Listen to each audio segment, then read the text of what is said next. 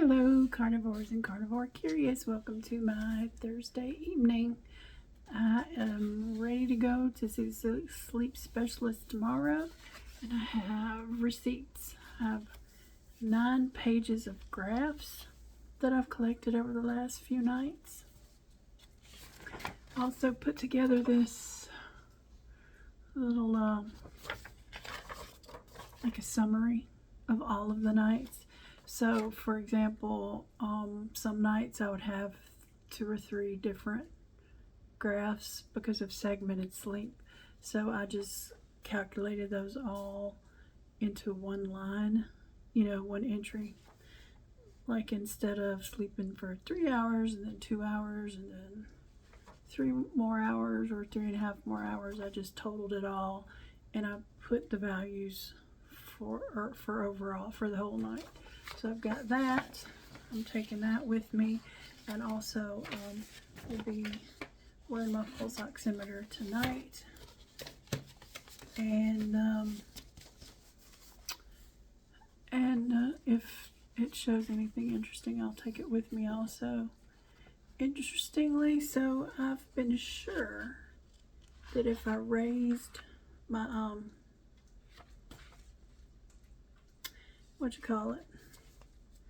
if I raised my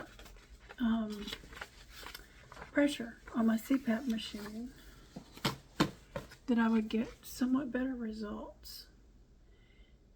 So last night I raised it from 4 to 17 up to 7 to 17. That's my pressure range for the adjustable pressure.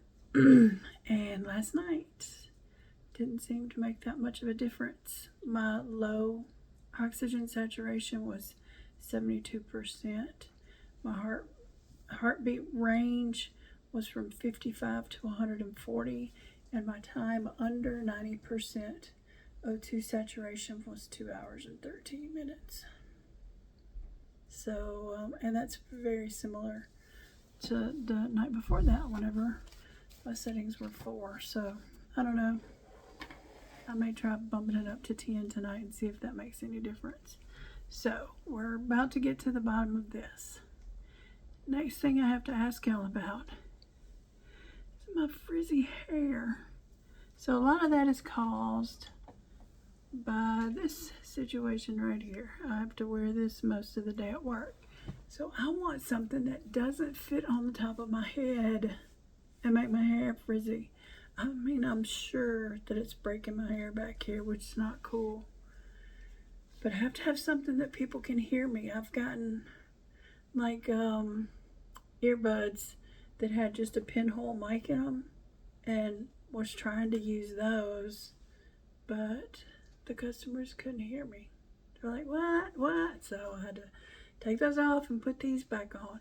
So is there any kind of headset or earbuds that will work that are not going to ruin my hair and make it all frizzy from rubbing back and forth?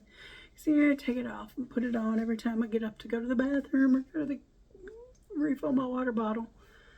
I take it off and put it back on again. And it's just, you can see, I end up the day looking rough. So let me have some recommendations. And I don't know if YouTube is going to let you put links in the comments. I'm not sure if it's allowed. If it will, you can sure try it. But if you know something, just give me a good search term that I can use on Amazon so I can find them, because I'm tired of this. And also, it's wired, which makes me feel like I'm tied to my desk, which I don't like. I've always felt that, like, even just getting up to go to the bathroom, it's like, oh, I gotta take my headset off. Even though it's just a gesture, it affects me mentally. So I would like to have something that's not wired if possible. On the other hand, I was thinking about those little, you know, back when you remember in the old days when earbuds had wires on them, and then you would have the little part on the wire that had a mic that sat right about here on the wire so that it was close enough to your mouth so that people could hear you. But still, I would rather have something wireless if possible. But, you know, again, if it's wireless, it's going to take away the possibility of having a little mic hanging down there. So what do y'all use? Oh, well, I mean, I know headsets are not for everybody. And I like it, kind of. I think it's cool. It makes me feel like a 1950s telephone operator that I used to see on TV when I was watching I Love Lucy. But it is messing up my hair. And it's making me feel like I'm in prison. So I would love some suggestions for what to do about that. But I will probably, I was going to say what I would do tomorrow, but first I wanted to mention that I slept until 9 o'clock this morning, which is, I haven't done that in a long, long time. I can't remember the last time I've slept till 9 o'clock. That's very late for me. I told y'all I'm getting sleepy. I mean, so, and I went to sleep at a semi-reasonable time. I mean, I don't have to be to work until 10. I say that all the time, so I stay up a little later than normal because I have to work till 7. I don't want to get off of work at 7 and to go to bed at 8 or 9 o'clock. I need to chill out and do stuff for a few hours that are not work-related so I can get ready for bed. And, I normally wake up between 7 and 8 o'clock, and this morning I woke up and saw that it was 9 o'clock, and then I had to get up and get ready in a hurry. Had to shorten my walk with Saga. Didn't I, girl? I walked this morning, was kind of short because I didn't have time to fool around. I don't have an alarm on my phone for waking up in the morning because I've never just not had a problem waking up before getting to work at 10. But I'm going to have to set one for in the morning. My appointment's at 10:15, and I can't be sleeping until 9 o'clock. So I'll set an alarm for like 8 o'clock to make sure I have time to get ready, walk Saga, get all my paperwork together, and get to the doctor's appointment. The recommended at least 15 minutes early, like they always tell you to do. Oh, I'll have to pack up my CPAP machine because I have to take my CPAP machine to the doctor with me. So I want to have plenty of time to do all of that. But anyway, I do have an alarm set for 9:30. That tells me, okay, you got 30 minutes left to get it finished doing everything you wanted to do and get ready to start, clock into work. But man, sleeping till 9 o'clock, that was wild. I mean, if in reality, even if I slept to like 10 minutes till 10, I could get to work in time. I just, it would be quick. Quick walk outside for Saga to go potty, and quick trip to the bathroom myself and brush my teeth, and I could get started. I mean, since I don't have to eat immediately when I wake up, I could save breakfast until my first break.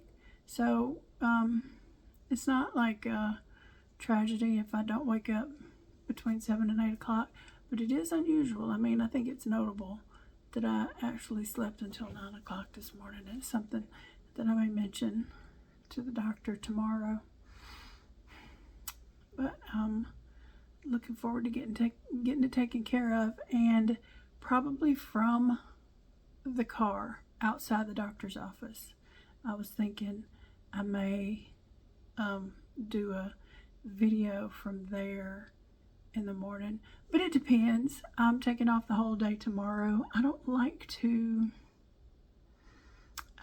the disruptions in my schedule that taking off working part of the day for doctor's appointments. I've always felt rushed and then feel guilty when I get to work, 4 hours later or whatever time it is. So now I have plenty of personal time, and I can't, I'm not financially able or really interested, honestly, in going off for a week or two at a time, so I don't use my personal time in big chunks. So I use it a little bit over the course of the year. I'll take a day here and there. So I like to use it for that. I mean, it's my personal time. As long as it's not disrupting work. There's no reason why I shouldn't take it how it's convenient for me to. And I like to do that, every once in a while you need a day off of work to do stuff, just to do regular stuff in town.